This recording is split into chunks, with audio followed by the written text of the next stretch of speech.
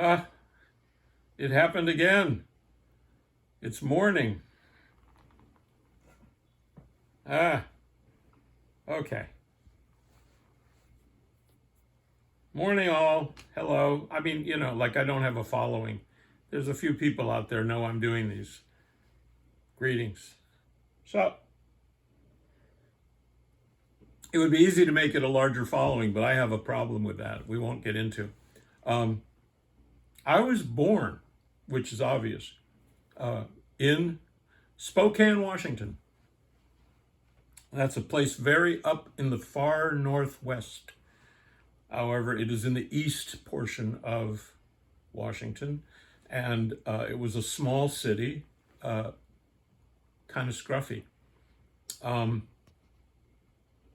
I could go into a whole lot of stories about that, but I'll get right to it.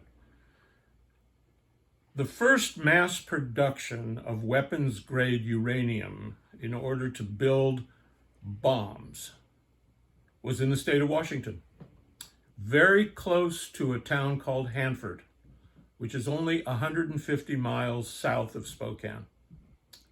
150 miles. A couple-hour drive by car, if by light, would be 186,000 miles per second, at which speed radiation travels.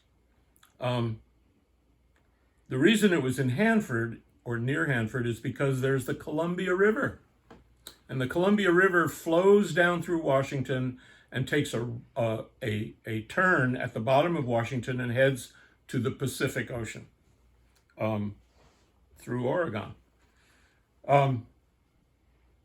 They built a facility on the Columbia River because the water of the Columbia River would serve as a cooling station for the radioactive development of uranium. Makes perfect sense. And they manufactured weapons-grade uranium there for a very long time. To their surprise, to their shock, the Hanford experiment occurred. The Columbia River became radioactive as a result of the water flowing through the cooling agents and cooling and the discard and the refuse and waste. The Columbia River really became a toxic waste site, and it was a river, a big one. Thereafter, they started many years later the Hanford study, and that is that anybody born during the time of the manufacture of radioactive uranium in Hanford was part of a study group because they wanted to find out what kind of health ramifications came from your being in that radius when you were a child. I was born in 1947, which was dead center to the highest level of production of the Hanford experiment. And we lived there for 5 years, so 47 plus 5. And then we moved to Florida, which was another story. Believe me, diagonally, we go from the Northwest all the way to the corner of the Southeast and in the tip of Florida in Hollywood, Florida. I mean, whatever. You can imagine my mind, but here's the deal. In the meantime, what happened was they just didn't know what to do with the nuclear waste, and they moved it to the headwaters of the Columbia in 55-gallon drums, submerging them in water. So there are these 55-gallon drums of nuclear waste in drums at the headwaters of the Columbia River. It's just brilliant. And then, of course, came the 1950s. And when I was in grade school, we had duck and cover. And that was because if we actually experienced a nuclear war or strike, what were we going to do? And so duck and cover had to do with two things. Either you get under your desk or you go in the hallway to your locker and you kneel in front of your own locker and you put your forehead against the locker in case of nuclear attack. Makes perfect sense. So one day and I don't remember what grade I was in, but it was grade school, and it had to be something like fifth grade. We're walking down the hall in single file, and I'm talking to my friend Jeff, which is not talking to myself, because my best friend, his name was Jeff. And I was also called Jeff at the time. I didn't become Jeffrey until sometime around, like, when I went to art school. I became more sophisticated. So we're walking down the hallway, and I'm talking to Jeff, because we're walking down the hallway and I'm talking to Jeff, you know. Teacher comes up and says, "Be quiet, you cannot talk during these exercises." And I stopped and I said, "Wait a second." I said, "Do you know what's going to happen if there's an actual nuclear attack? For one, you're going to see a vague white outline of who I used to be on my locker door, unless I survive. If I survive, I'm going to go out into a landscape of post-nuclear destruction where I have to somehow survive, and not knowing what will happen to me over time. So if there's really going to be a nuclear attack, I would first rather be talking to my friend Jeff when it happened, and then I would rather be at the window of the door at the end of the hallway to see the amazing fireball and the chaotic destruction that would follow.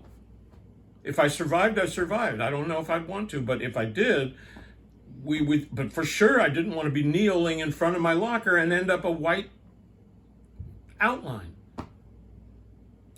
They sent me home. They sent me home with a note. I was suspended from school, and that it was important and necessary that I behave properly in the following duck and cover exercises, or I would be expelled. Now, thereafter, which you can imagine the number of stories, but I'm going to give you one more that is related, and it's short. I believe this was in the 70s, or it could have even been the 80s. I think it was in the 70s, but I'm not, it could have been the 80s. When photographers were still using film. You know, we can talk in the past because we're in the 21st century, if you can imagine that. When they were still using film, because now photographers don't use film unless they're doing something very arty. You know, but commercial photographers, it's all digital, but they use film. And commercial photographers used an amazing amount of film, and very professional film, and they were having a problem. Their photographs had this very slight cloudiness to it that you could almost not see unless you were a professional and you were looking at your negatives under microscopes. And what they found out was that film is sealed and shipped, or when you travel in a travel bag. And what they traced down was that from all the nuclear explosions that they experimented with in the West, like White Sands, New Mexico, and wherever, had left a residue of nuclear waste. And the corn cobs were growing with that waste in their corn. And the packets that are used to enclose film was being made from corn husk. And the radioactivity that was in the corn had made it into the production of the packages with which the photographers were protecting the film. And the manufacturer, Kodak, was protecting the film for it to be shipped. And the last part of this is that sometime, and this may have been the 90s, the United States government was still trying to get rid of radioactive waste from a lot of places, and one of them are deep caverns in New Mexico. Well, they wanted to ship to New Jersey.